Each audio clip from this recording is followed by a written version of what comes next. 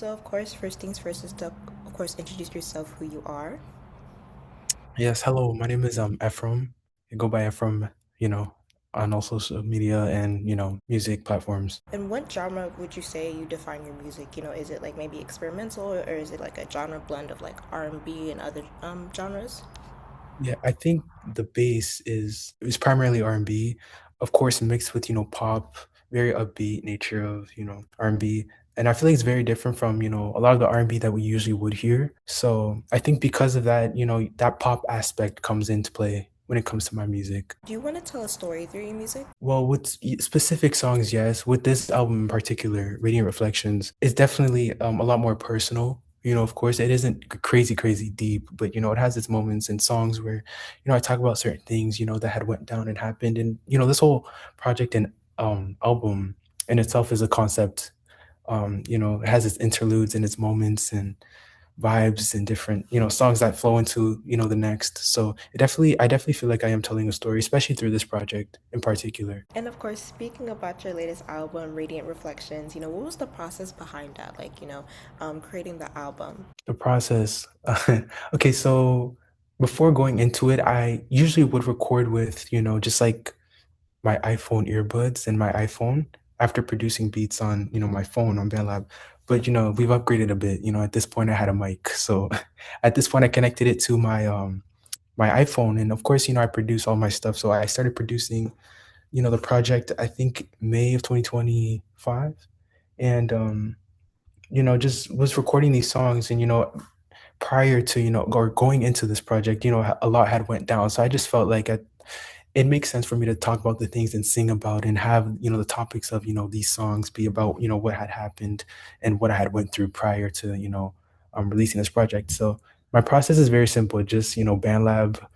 At the time, it was my phone and my mic, but now I record on my MacBook. So we've upgraded a tad, but that's kind of like the main thing. Is there maybe a type of impact you want to leave when it comes to your music? Yes, of course. I definitely want to inspire, artists in general just to be unique, don't, hop on trends and do things, just because, it's hot right now. I think it's really special as an artist to have your own sound, something that people can identify you with. When a song plays on the radio and they're like, "Oh, this is this person." I feel like that's special, Whereas if you have songs that sound like, what a lot of people are making at the moment, you can't, there's no identity there. And what era would you say you're currently in when it comes to your music? I guess at this point, it's been a year, like this whole, I guess, rollout project, because the first single had come out in August of 2025. I guess by at that point I was very I don't know, I just wanted to be real, honest and true, and have fun at the same time, and just do something really different. At this point though, since that's kind of it's been a minute since then, and even though the album just came out, it's been a very long process behind the scenes. Right now, I guess I don't know, I feel very personable, very confident, in what's to come next. So I saw actually not so long ago on your Instagram. Wanted to bring this up because the next question is going to be about like, do you plan on doing like any live performances? And I think you have posted about there's a show coming up for you in New York City. Do you maybe want to talk about that? okay, so I actually had my very first headline show in Toronto August 8th, 2 to 3 weeks ago. It was really cool. And as far as it goes for New York, I definitely want to go to New York. I don't have a scheduled date plan for performing, but of course, it's New York. And it's not too far from where I'm at, just outside of Toronto. So I have to perform in New York. But yeah, at the moment I don't have a scheduled performance. So Also, thank you for correcting me. It was in Toronto, but thank you. yeah, no worries, no worries. And of course, do you plan on doing any more collaborations too? Yep. Um, so I'm not opposed to, doing collaborations, but I don't know, I feel like as an artist, I truly just wanna I don't know, I feel like I still have more identity to kind of, showcase, and, I wanna build that up first before I, collaborate with just anybody. I have done 1 or 2 collaborations, which isn't a lot, but, it is something, so, I definitely wanna build myself up as an artist first and then maybe collaborate with others. What was the process behind your latest single, Can't Get Enough? So at the moment, okay, Can't Get Enough came out May 15th, just before the album had dropped. And at this point, the most recent would be Anyway, but Can't Get Enough is, yeah, it's one of my favorites. Process, I don't remember. I made the song a year ago, so it's been a minute, but I was very inspired by me saying I was inspired by these songs that people are not gonna know, but these 2 unreleased songs, one called it's by this girl group, their name is Dream, I don't know if you heard of them, 2000s. They have this unreleased song called Hard to Stop, and, I really loved the way the I love the upbeat nature of that song, the drum pattern, the production, I love that, so I if you listen to that song and listen to that song, you can definitely hear the inspiration in that, as well as another song from a movie, which I know people know, you should know, it's called Honey. It came out 2003, the dance movie with, Jessica Alba. There's this song called Honey, actually, in the movie, like, during a dance sequence, and there's this, like, little synth, this little, ringtone that happens in the middle of the song. I had took that melody and I put it in this song. Yeah, I was just very inspired by, like, that just early 2000s upbeat, fun, just I don't know, just dancing on the streets, like, type of nature. Like, I don't know, I just wanted a really fun summer song, and I felt like it was released at the perfect time. It came out in May just before the album. Also, how do you approach like the visuals when it comes to your music? As far as it goes for visuals, it depends on what the song is, what the vibe of the song is. I'm a very visual artist in that like I I have a lot of mood boards and different things that, I draw from. And I storyboard everything and edit everything. I have a cameraman who helps me and understands what I would want, as an artist. So it isn't really it's nothing really too deep. It's just, based off what the song sounds like. The way I am with music, I associate a lot of music with colors. So based off whatever the vibe I get from the music, a color comes in my head and I kind of base it off that and build off of that as well. So If you could define yourself as an artist in one word, what would that word? I would say unique. Unique. Also, maybe why you chose that word. Unique because I feel like everything that I'm doing, of course, I've been inspired by so many different things, but I feel like what I'm doing, a lot of people aren't doing, but it also, and it's not intentional. I'm not trying to be different. I'm just doing what I feel and, curating what comes out of me. So I feel like because of that and because of just what I like and, having my own kind of creative format and pulling from what I pull from, it makes what I'm, doing visually, musically, everything. It makes it all unique, I feel. You know what I mean? So And there was a single that you brought up. I think you said, correct me if I'm wrong, it was released, I think, after Can't Get Enough. yeah. Anyway, Do you also yes. maybe want to talk about the process behind that too? Yes. Okay. Cool story. So anyway, so it came out, the album came out and it was a part of the album. So it was a single after the album came out. And I did not expect for it to, it's one of my, no, it is my most streamed song, to today. I did not expect for it to be such a big thing. Of course, there's things about the song that make it what it is, make it sound good and whatnot. But I recorded that song in my garage and I was just like, I'm just gonna put that on the album because I don't know, I just wasn't too confident about the production side of things regarding that song, to release it as a single before the album came out. But one day I had just posted it and it went crazy, really, really wild. And the people really, really liked the song. And yeah, the process behind it, yeah, it was a very easy process. I wasn't thinking too much of it. I had recorded that last year and it blew up, June of 2026 this year. So When it comes to creating music, let's say, like, what type of mindset do you get into? What helps you focus, stay in the zone? I'm usually driven by melodies. So I feel like when I make a beat and I really like the melody of the beat, that's kind of what that's kind of what drives me to, focus and create the best of what I can create. And yeah, that's just melody. I feel like melodies really, really drive me and inspire me to create. Correct me if I'm wrong, I think maybe you explained earlier how you became very familiar with R&B. Like, is that also something that you grew up Yeah. on? And, and since you're also from Toronto, yes? Yes, yes. Is there maybe like if you maybe also want to maybe describe like the music scene, especially from Toronto, like the R&B Mhm. music scene? Growing up, it was a lot of gospel. Of course, there's R&B elements in gospel music, so it was very very it was just gospel music, and of course, there's gospel artists out here like Mary Mary, like there's gospel artists Kirk Franklin that have like R&B aspects to like their gospel music. So of course, with that, growing up with that, you would that's R&B in a sense, and then growing up as a young teenager to find my own kind of interest in music, I had just listen to everything, and I stumbled upon artists like Brandy, Tony Braxton, so many great artists that really inspired me when I was a young teenager to kind of curate the music that I curate today. And being in Canada, like, I guess as far as it goes for like the Toronto scene, it's very like Party Next Door is definitely like that's the sound of Toronto, like that Party Next Door type of sound, that trap soul kind of R&B sound. That's very it's very Toronto, very Toronto. So yeah, that's kind of like the base of music as far as it goes for Canada here. But there's a lot of R&B artists out of Canada that are now coming up that are really really sick, really really cool. So yeah. And is there maybe any other projects, worth mentioning or coming up? I guess, of course, I have ideas for, the next, project I want to take on. A lot of exciting things. The genre shift. I can say that. And, of course, visually, of course, I want to, improve and, up that as well and kind of show a different side, I guess.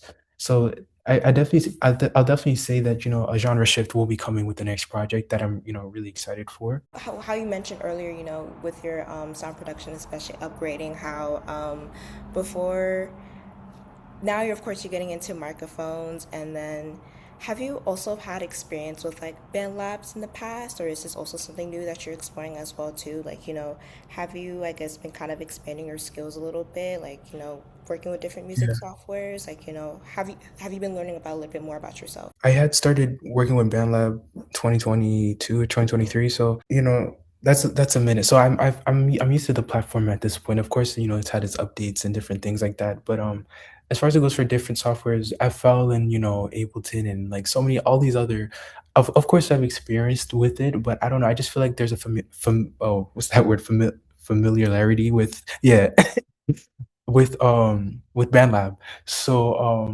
and it's very easy to use, and I feel like a lot of people, because they think, because it is an app, of course, they think it doesn't, produce good, work, good music, all that. When really, I think it's about skill. I feel like if you know what you're doing, if you know how to play instruments yourself, I feel like regardless of the software, you're able to create, and curate good music regardless. So of course I've experienced, and I've tried different softwares, but BandLab is really home to me, and I feel like I don't know, I build my best work, and and I'm very focused when it's BandLab.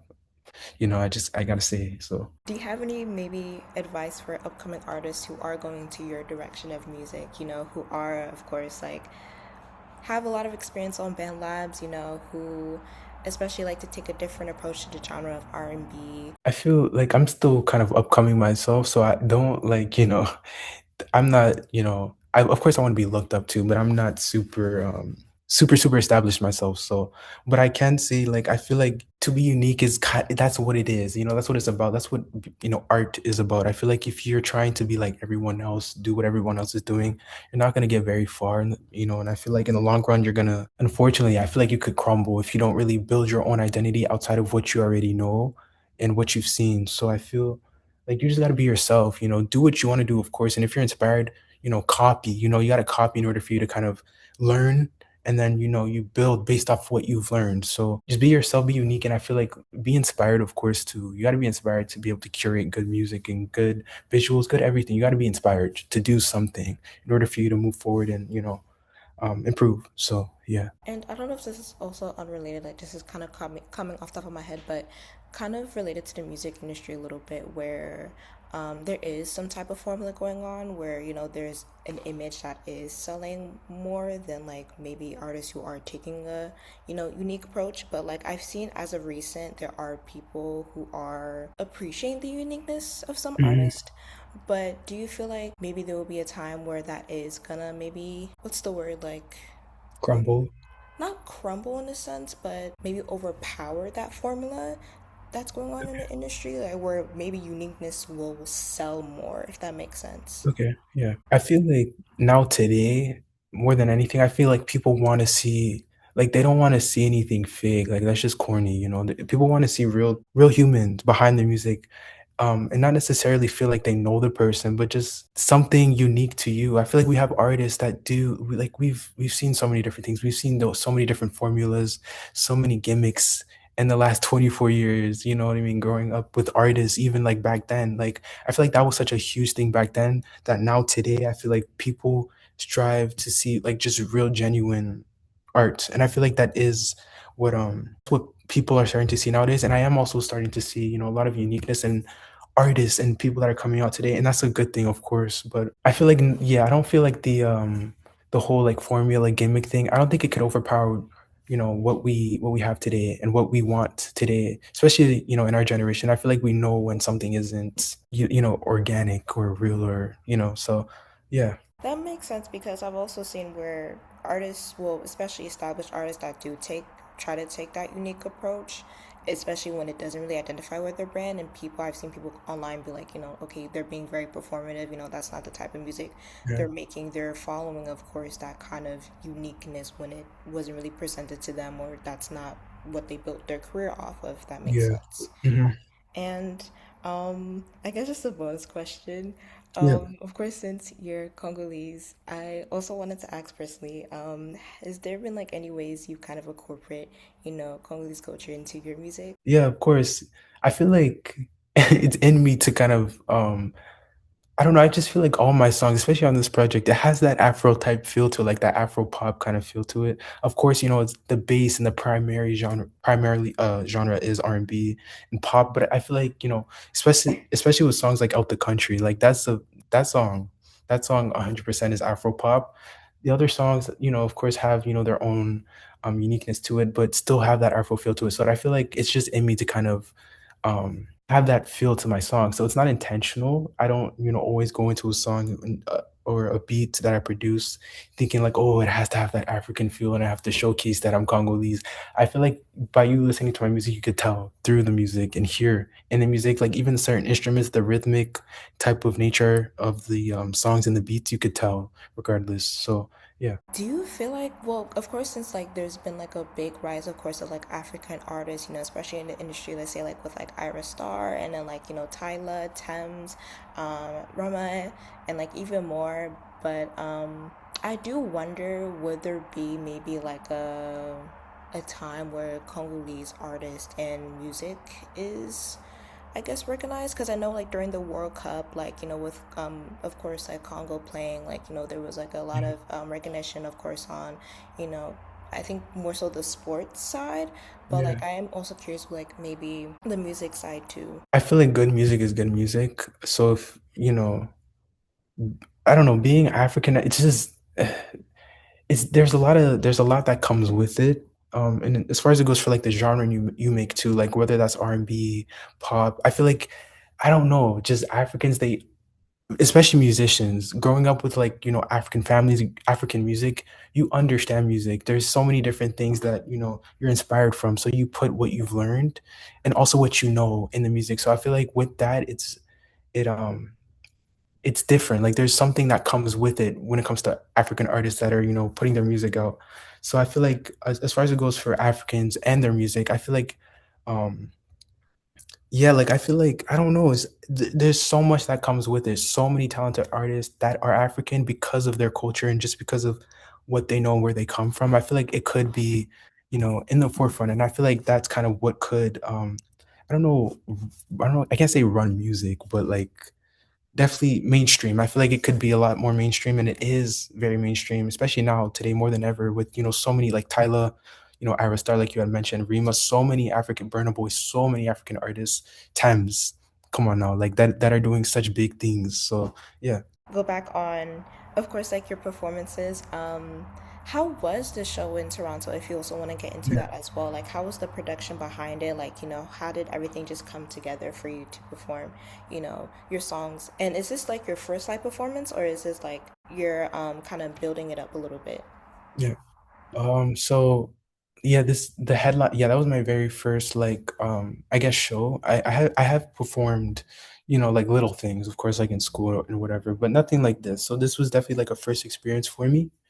Um, as far as it goes for how it went, like it went really, really well. We sold out the venue, so that was really, really exciting, really cool. Um, a lot of people there. The music, I guess how I was very calm, surprisingly. So I wasn't too nervous going into it. And the response and of course the support was great. I didn't think too much of it going into it. It was just really honestly, I just because it's the first show, I didn't, I'm not used to this. So, I'm getting into it a lot more. Of course, me, moving and making music and upbeat music and, liking, for me to like dancing and whatnot, of course, that comes with performing. It was a lot of things that I had to do that I would usually do by myself. So in front of people it's a little different, but it was really fun.